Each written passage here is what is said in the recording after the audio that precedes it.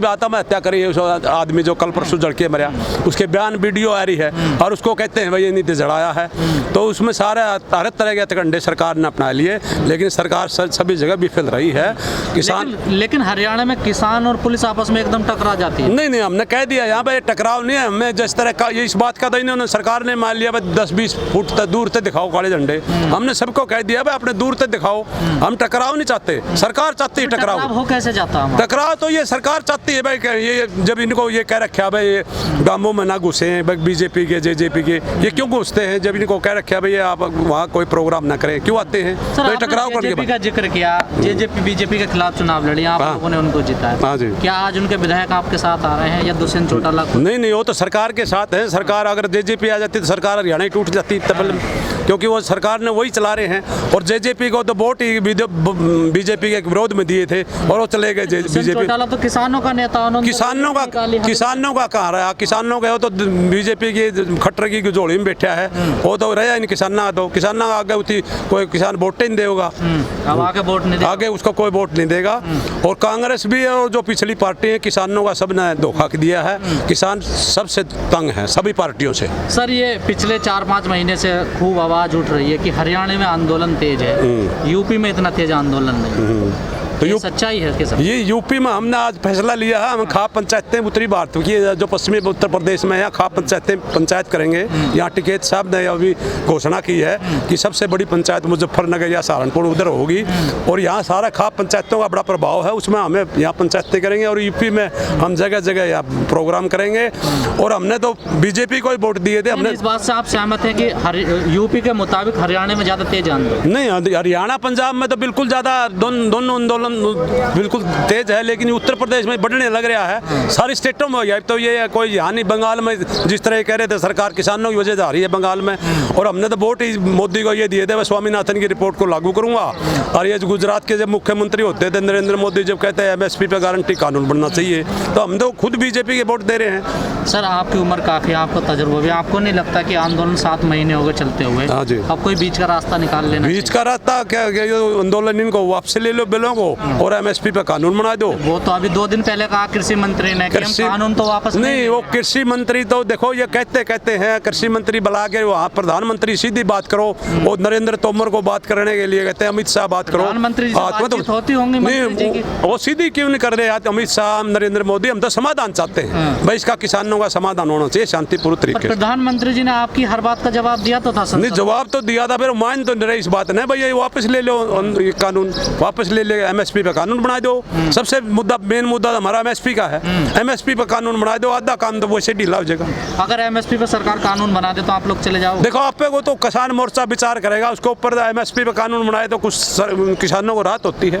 राहत होती है, कानून वापस न करें। इनके बिक नहीं रही है, इनके फसल 6% की खरीद होती है, कानून वापसी तो होने चाहिए। कानून वापसी पे सहमत है हम इस बात पर, आंदोलन कानून वापसी पे है। सर कहा जाता है कि पंजाब हरियाणा को MSP मिलती है, कितनी सच्चाई है इसमें? सर आप हरियाणा से? हरियाणा पंजाब में भी 6% मिलती है। जिस तरह बाजरा 21 रुपये है, 1012 पिटिया है, कपास 45 से 5,000 करीब से 33 से 35 से बिका है। MSP नहीं मिल रही है। MSP मिले तो सारा कानून बना दो इसका, तो किसानों को बहुत लाभ होगा इसमें। नहीं 6% तो यूपी में मिलती है, आपको भी 6%? नहीं, हमारी भी पूरी खरीद नहीं हो रही जी, पूरी और फसलों की पूरी, सिर्फ गेहूँ की खरीद पूरी होती है, बाकी फसलों की खरीद नहीं होती पूरी हरियाणा पंजाब में।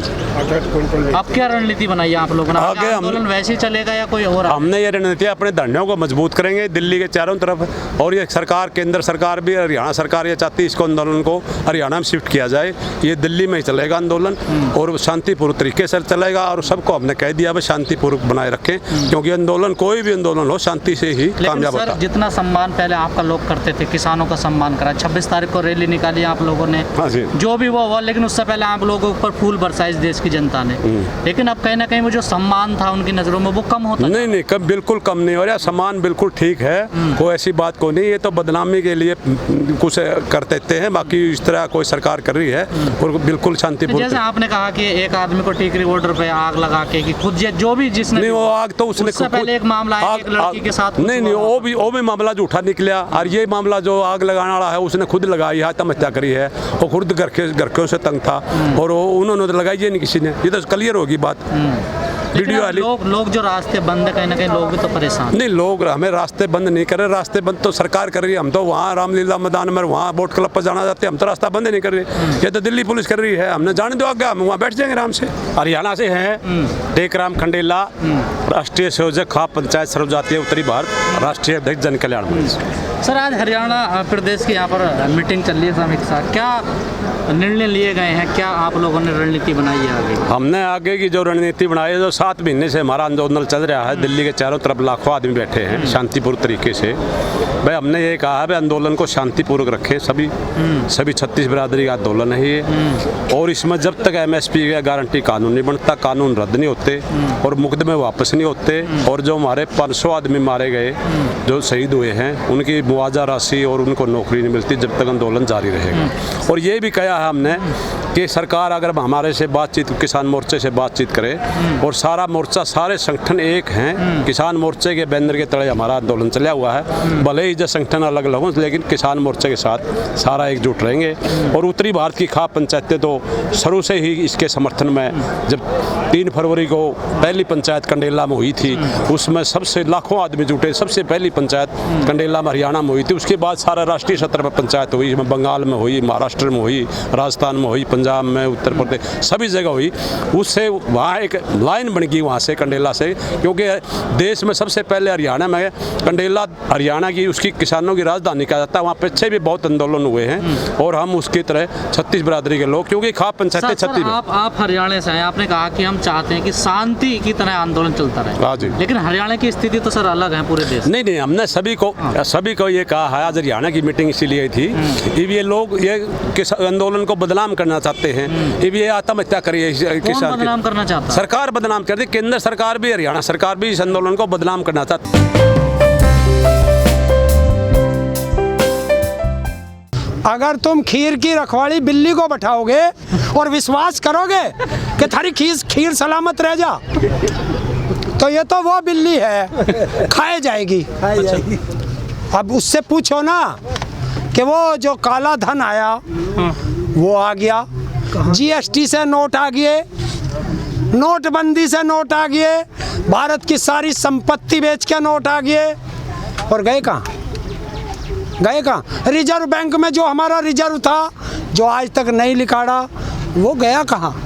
लेकिन मोदी सरकार में पहली बार हुआ कि GST से ज़्यादा जो टैक्स आते हैं हमारे देश में, उससे भी ज़्यादा जो टैक्स आ रहा है, नहीं वो आ रहा है पेट्रोल डीजल से। पेट्रोल डीजल है किसका? अंबानी का। और अंबानी किसका यार? मोदी का। और तेल 200 के पार क्यों? सरसों का। क्योंकि उसका सबसे बड़ा व्यापारी कौन? अडानी। तो भैया वो तो हम दो और हमारे दो का तो फार्मूला बिल्कुल फिट है। अच्छा। हाँ, हम 2 गुजराती और हमारे 2 गुजराती। इतनी सारी महंगाई है हमारे देश में, तेल आसमान पे चला गया है, सरसों का तेल भी